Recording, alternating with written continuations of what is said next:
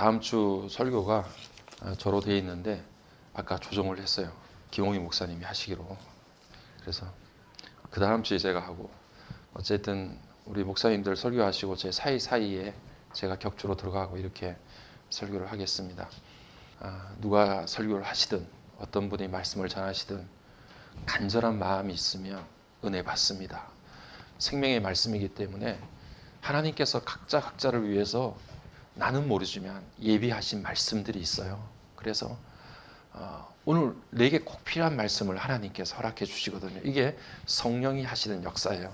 오늘 우리에게 전해주시는 말씀들을 여러분 놓치지 마시고 계속해서 듣고, 주중에 유튜브를 통해서도 다시 한번 되새김하시고, 여러분들을 향하신 하나님의 말씀이 늘 생생하게 들려지기를 주의 이름으로 간절히 축복합니다. 우리가 세상을 살면서요, 우리의 모든 것들이 한순간에 무너지고 잘라지고 부셔지고 사라지는 것들을 수도 없이 경험합니다. 어느 아침 출근하겠다고 다녀오겠다고 나갔던 남편이, 자식들이 더 이상 돌아오지 않는 순간을 경험하는 사람들이 있습니다. 분명히 저 길모퉁이를 지나서 그렇게 갔는데 다시 돌아올 수가 없는 거죠. 제가 유퀴즈라고 하는 TV 프로그램을 한번 본 적이 있는데요. 거기에 한날은 황민구라고 하는 영상 전문가가 나왔더라고요. 이 사람은 사고 현장에 기록된 영상물들만 분석을 해서 이 상황이 어떻게 발생이 됐고 어떤 상황인지를 밝혀내는 사람이에요. 그러니까 이 사람은 수도 없이 사고 현장의 그 영상들을 어떤 거는 수천 번 막 이렇게 계속 돌려본대요. 그래서 지금 상황이 어떤 상황이고 어떻게 이 사건이 발생됐는지를 그 영상을 통해서 밝혀내는 거예요. 길을 가다가, 차를 운전하고 가다가, 일을 하다가 어느 순간인가 갑자기 사고가 발생하게 되는 거예요. 그런데 그 많은 사고 영상을 이 사람이 살펴보고 그렇게 전문가니까 그런 의뢰가 들어올 때마다 그것을 수도 없이 돌려봤는데 공통된 점이 있어요. 이분이 이야기하기를, 공통된 점이 뭐냐 하면 그 영상에 나오는 그 어떤 사람도 바로 1분 뒤에 2분 뒤에 일어날 사고를 예측하지 못하는 거예요. 그냥 이야기하고 그냥 떠들고 그냥 웃고 아무런 일이 일어나지 않을 것처럼 그렇게 아주 평범하게 생활을 하고 있는 거예요. 그런 순간을 보내고 있는 거예요. 이 영상물을 보는 전문가는 아이고 1분 뒤에 사고가 터지는데 2분 뒤에 큰일이 발생되는데 하는 것을 자기는 알 수 있지만 그 당시 그 사고를 당한 사람들은 전혀 예측을 할 수 없는 거예요. 아무것도 모르는 거예요. 우리는 오늘 아침이 마지막이라는 사실을 전혀 모르고 삽니다. 그렇게 누군가와 만나고 그렇게 누군가와 헤어집니다. 어느 날 우리가 가지고 있는 건강이 잘라져 나가버리고 부셔져 버립니다. 어느 날 내가 정말 사랑하고 소중했던 것들이 한순간에 무너지고 사라져 버립니다. 내가 소유했던 것들, 소중하게 꽁꽁 묶어서 간직했던 것들이 한순간에 사라져 버려요. 나무로 비유하자면 나무 몸통이 완전히 잘라져 버려가지고 둥치만 남아있는, 밑둥치만 남아있는 그런 상황이 되는 거예요. 제가 산속 깊이 들어갔다가요, 벌목 허가를 받고 나무를 베는 그런 사람들을 몇 번 본 적이 있거든요. 산속에서 전기 톱날에 윙 하는 그런 굉음이 들리면서 나무가 잘라집니다. 나무가 잘라지면요, 나무가 부러지는 소리가 막 후두둑 들리면서 그 큰 나무가 쓰러져요. 그리고 나중에 가보면 나무 몸통이 다 잘라진 밑둥치만 이렇게 남아있어요. 얼마나 황량하고 얼마나 비참한지 몰라요. 나무가 다 잘라져가지고 밑둥치만 남아있는 그 광경을 보면요, 거기에 어떤 것도 기대할 수가 없어요.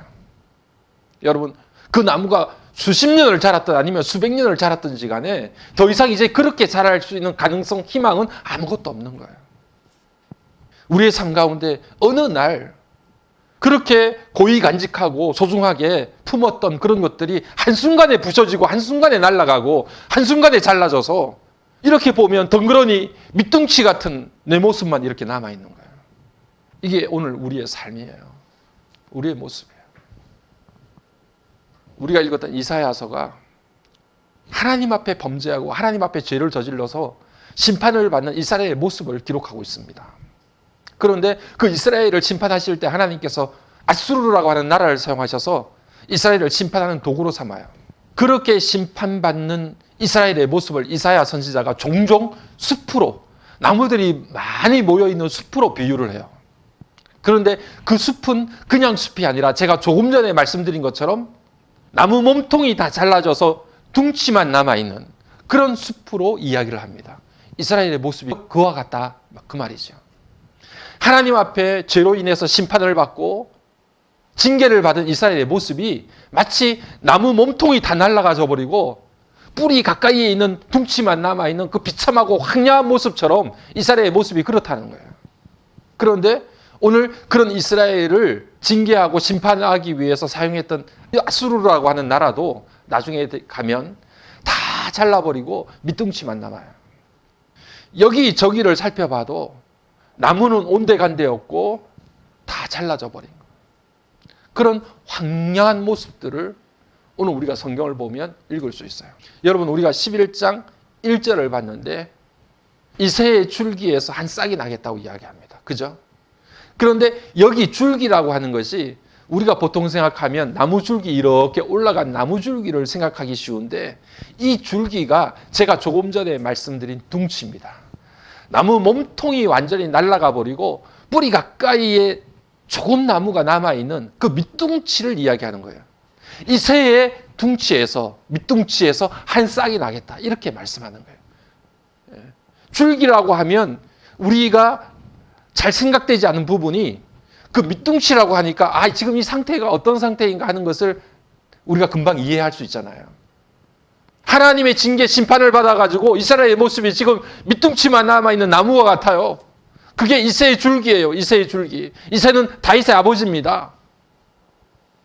다윗의 아버지로 대표되는 이스라엘의 모습이 지금 얼마나 비참하고 황량한가 하는 것을 이새의 줄기라고 하는 말로 표현하고 있는 거예요. 성경의 룻기서를 보게 되면 나오미라고 하는 여자가 등장을 합니다. 이 나오미가 베들레헴에 살고 있었거든요. 남편과 두 아들과 함께 베들레헴에 살고 있었는데 어느 날 베들레헴에 흉년이 들기 시작하면서 먹을 것이 없는 거예요. 할 수 없이 먹고 살려고 베들레헴을 떠나서 모압 땅으로 이주하게 됩니다. 모압에서 흉년을 피해 가지고 이 가족이 어떻게든지 살아남으려고 그렇게 애를 썼던 거죠. 말하자면 나오미의 남편 엘리멜렉이라고 하는 사람은 이주 노동자가 된 거예요. 그래서 열심히 일을 하고 자식들 벌어서 먹여 살리느라고 애를 썼던 거죠. 그런데 이주 노동자의 삶이 너무 피곤하고 고단했던지 간에 어느 날 나오미의 남편 엘리멜렉이 쓰러집니다. 그리고 다시 일어나지를 못해요. 몸통 같은 남편이 쓰러져서 더 이상 일어나질 않는 거예요. 그런데 조금 지나니까 믿었던 두 아들 말론과 기럐이라고 하는 두 아들도 쓰러지기 시작하는데요. 둘 다 남편이 갔던 그 길로 똑같이 가면서 일어나질 않는 거예요. 내 삶의 몸통 같은 두 아들이 사라져버려요. 어느 순간 자신의 삶의 기둥 같은 모든 것들이 다 사라져버린 이 나오미를 룻기서 1장 5절이 그렇게 표현해요. 나오미가 두 아들과 남편의 뒤에 남았더라, 그렇게 기록하고 있습니다. 그러니까 이 나오미의 모습이 바로 나무 몸통이 다 날아가 버리고 둥치만 남은 한 여인의 모습을 적나라하게 우리에게 보여주는 거예요. 룻기서를 읽어보면 이렇게 둥치만 남은 나오미의 그 비참한 가여운 여인의 삶을 하나님께서 어떻게 그 긍휼과 은혜를 통해서 그 가슴 속에 채워주시고 부어주시는가를 우리들에게 나타내 주시는 성경이 룻기서예요. 하나님께서 에스겔 선지자에게 환상을 한번 보여주셔요. 그래서 에스겔 선지자를 어떤 깊은 계곡으로 데려갔습니다. 그 계곡에 가보니까 에스겔 선지자가 이렇게 보니까 뼈들이 아주 많은 계곡이에요. 사람들이 얼마나 많이 죽어서 뼈만 남았는지 사람들의 뼈만, 앙상한 뼈들만 가득 채워진 계곡이에요. 근데 그 계곡에 모여져 있는 뼈들이 심이 많고 아주 말랐더라. 그렇게 에스겔서 37장이 이야기합니다. 너무 말라 비틀어진 뼈들이에요. 생명의 기운이라고 하는 것은 1도 없어요. 죽은 지 너무 오래됐어요.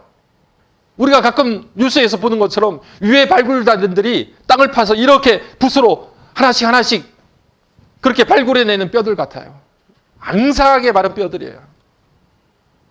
그런데 그 엄청난 뼈들이 모여져 있는 그곳에 하나님께서 생기를 불어넣어 주셔요.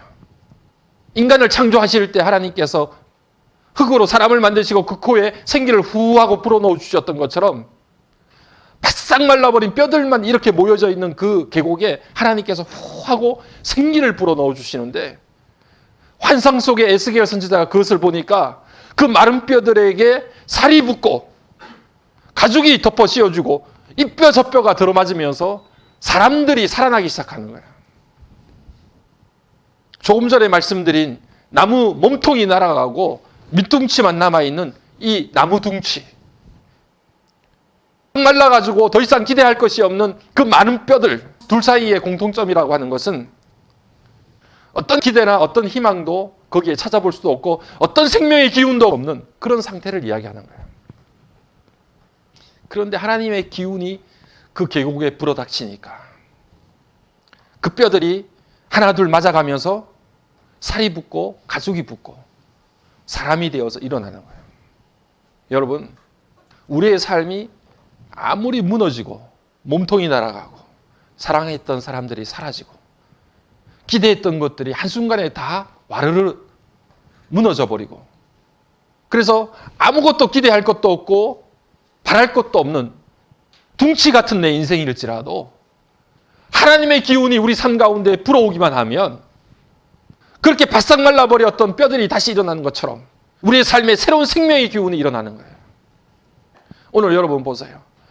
1절 말씀이 이새의 줄기에서 한 싹이 납니다. 몸통이 날아가 버린 그 둥치에 뭘 기대할 수 있겠어요? 그건 안 되는 거예요.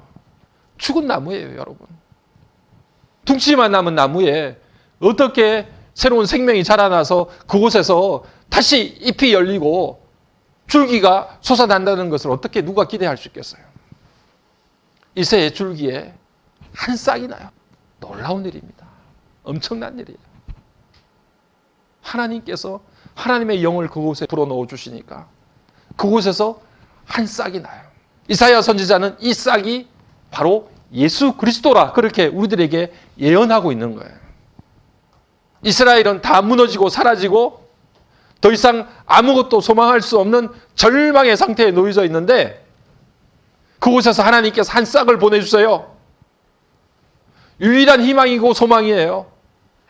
그것이 이미 이사야 선지자를 통해서 예언되어진 예수 그리스도가 우리의 유일한 소망이고 희망이고 생명이라는 것을 우리에게 보여주세요. 여러분, 이 땅 가운데 우리가 믿고 의지하고 있던 우리의 몸뚱 같은 것들이 한순간에 날아가고 부서져도 우리 가운데 유일한 소망은 예수 그리스도이십니다. 주님이 우리의 생명 되세요. 예수님은 몸통이 다 사라지고 둥치만 남은 우리의 인생 가운데서도 새로운 생명의 싹을 틔워주세요. 일어나게 만들어주세요. 그 새싹이 우리 가운데 돋아나게 되면 우리 삶 가운데 소망이 생겨요. 기쁨이 생겨요. 살아갈 용기가 생겨요. 이전에는 어디로 갈지 헤매면서 이리저리 방황했는데 우리의 방황이 끝나게 돼요. 살아갈 이유가 있어요. 내가 어디를 향해서 가야 될지가 보여요. 왜요? 둥치만 남은 내 인생에 새로운 생명이 돋았기 때문에 그래요. 여러분, 예수 그리스도가 우리 삶 가운데 유일한 소망이세요. 주님 아니고서는 우리는 그냥 둥치로 살아가는 거예요. 어느 순간에가 다 무너지고 사라지고 잘라지고 부서지고, 그래서 이거 안 되겠구나, 포기다, 절망이다, 더 이상 희망은 1도 없구나, 그렇게 사는 거예요. 끝이에요, 그게. 그게 마지막이에요. 아무것도 없어요. 그런데 하나님을 바라보는 순간 그 절망 같은, 절벽 같은 내 삶 가운데 새로운 생명의 싹이 이렇게 올라오는 거예요. 야, 내 삶 가운데도 소망이 있구나. 내 인생에도 생명이 있었구나. 바싹 말라버린 죽은 것 같은 내 삶의 순간에도 하나님이 나를 바라보고 계셨구나. 그 싹이 우리의 심령 깊은 곳에서 이렇게 올라오는 거예요. 오늘 그 주님이 여러분과 함께 하기를 주의 이름으로 간절히 축복합니다. 이 주님은요, 오늘 3절 말씀을 보니까 나는 보는 대로, 들리는 대로, 보여지는 대로, 들려지는 대로 사람들을 판단하지 않는다. 그렇게 말씀합니다. 내 삶 가운데 새로운 싹으로 멸망받은 것 같은 이스라엘 백성들 가운데 새로운 생명으로 솟아난 우리 주님께서는 사람들이 보는 것처럼, 사람들이 생각하는 것처럼, 사람들이 듣는 것처럼 우리를 판단하지 않으세요. 여러분, 세상은요, 보이는 대로, 들리는 대로 그 사람을 판단해요. 저 사람의 외모가, 저 사람의 학력이, 저 사람의 자리가 어떠냐에 따라서 그 사람의 모습을 평가해요. 그런데 우리 주님은 절대로 그러지 않으세요. 사람들이 보는 대로, 저 사람의 보이는 모습대로 그 사람을 평가하지 않으세요.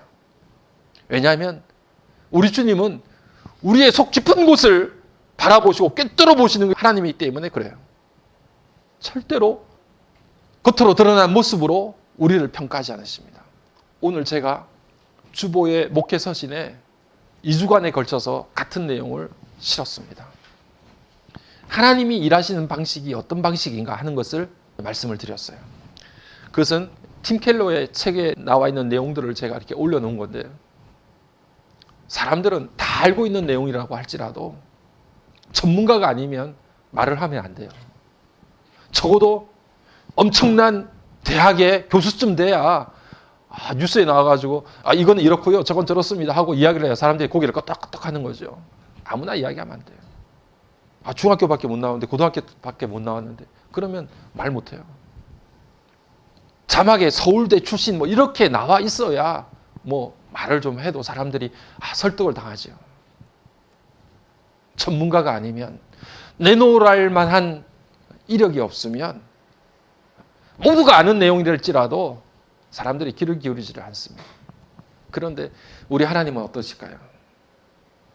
하나님은 절대 그렇게 일하지 않으실 뿐 아니라 완전히 정반대로 일하신다는 거예요. 예수님을 말구유에 보내셨어요. 예수님을 사람들이 다 손가락질하는 저 못 사는 동네 나사렛에 보내셨어요. 사람들은 절대로 믿고 있었던 내용이 뭐냐 하면, 나사렛 저런 촌동네에서는 엄청난 그런 예언자가, 그런 메시아가 나올 수가 없어. 그렇게 손가락질했어요. 그런데 여러분, 하나님께서 일하시는 방식을 보세요.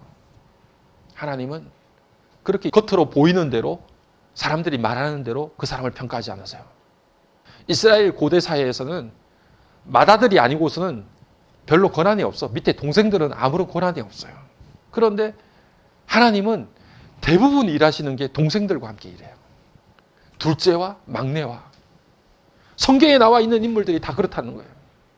다윗을 일으켜서 하나님의 백성을 삼으셔요. 그렇다고 해서 여기에 내가 형인데 이러시는 분들이 실망하실 필요는 없어요. 나는 형이라서 안 되는구나. 아닙니다, 여러분. 하나님이 우리들에게 그렇게 말씀하시는 것은 정말 나는 부족하고, 나는 연약하고, 내가 뭘 어떻게 해.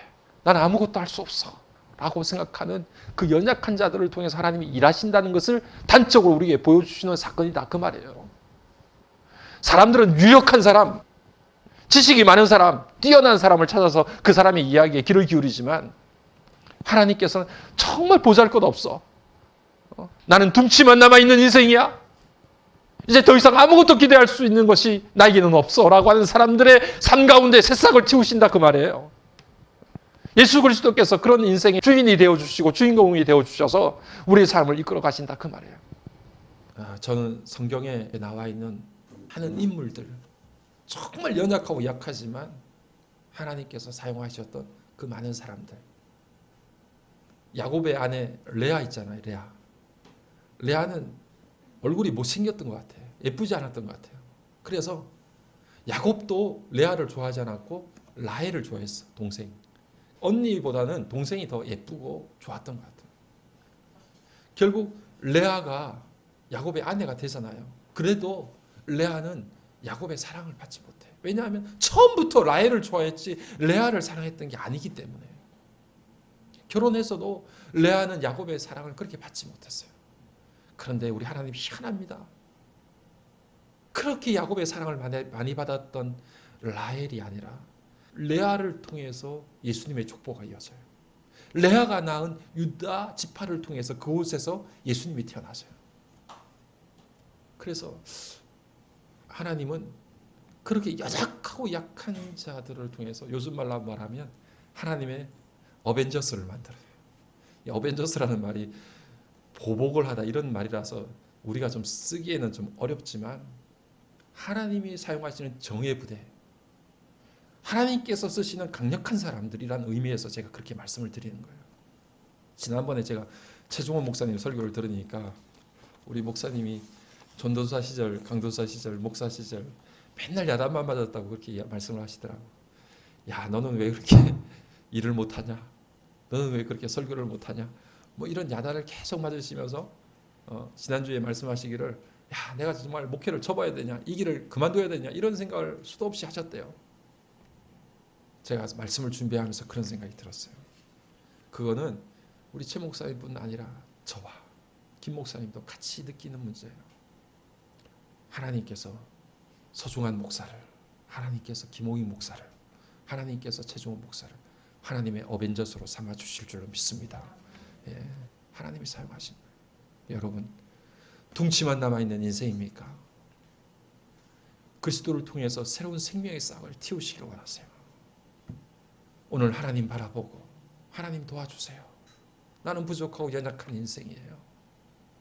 더 이상 나한테는 기대할 것이 1도 없습니다. 라고 엎드리는 삶 가운데 하나님께서 은혜를 부어주시는데요. 내 마음에 기쁨과 감사가 넘쳐나고 살아갈 이유가 생겨요. 어디를 향해 가야 될지 목적지가 보여요. 내 삶에 의미가 있어요. 초라하고 부족하고 연약한 내 삶 가운데도 하나님께서 일으켜 주시는 그 귀한 역사가 예수 그리스도를 통해서 우리 가운데 일어나게 돼요. 그것을 오늘 결론적으로 말씀하시는데 9절 말씀에서 그렇게 말씀하세요. 이는 물이 바다를 덮음같이 여호와를 아는 지식이 세상에 충만할 것이니라. 여러분, 부족하고 연약해도요, 하나님께서 우리의 삶을 송두리째 변화시키세요. 6절부터 9절까지 세상이 어떻게 변화될지에 대해서 단적으로 극적으로 말씀하시는데요. 말씀 하나 보면 어린 아이가 독사굴에 손을 넣어도 장난을 쳐도 독사들이 물지 않는데요. 그만큼 자연 생태계가 완전히 평화로운 세계로 변화되는 거예요. 하나님의 영광을 아는 지식이 이 땅 가운데 물이 바다 덮음같이 그렇게 충만하게 되는 순간이 우리들 가운데 일어나게 될 것이라는 것을 말씀하세요. 여러분, 그날을 확신하시기를 바랍니다. 부족하고 연약하지만요, 하나님의 영광이 여러분의 삶 가운데 물이 바다 덮음같이 그렇게 충만하게 여러분의 삶을 완전히 뒤덮는 그런 순간이 우리 가운데 반드시 있게 될 거예요. 그런 순간이 나를 통해서가 아니라 예수 그리스도를 통해서 일어나게 되는 역사가 나타날 거예요. 그 역사와 그 은혜를 믿으며 하나님 앞에 이번 한 주간도 믿음으로 승리할 수 있는 저와 여러분의 삶이 되기를 주의 이름으로 간절히 축복합니다.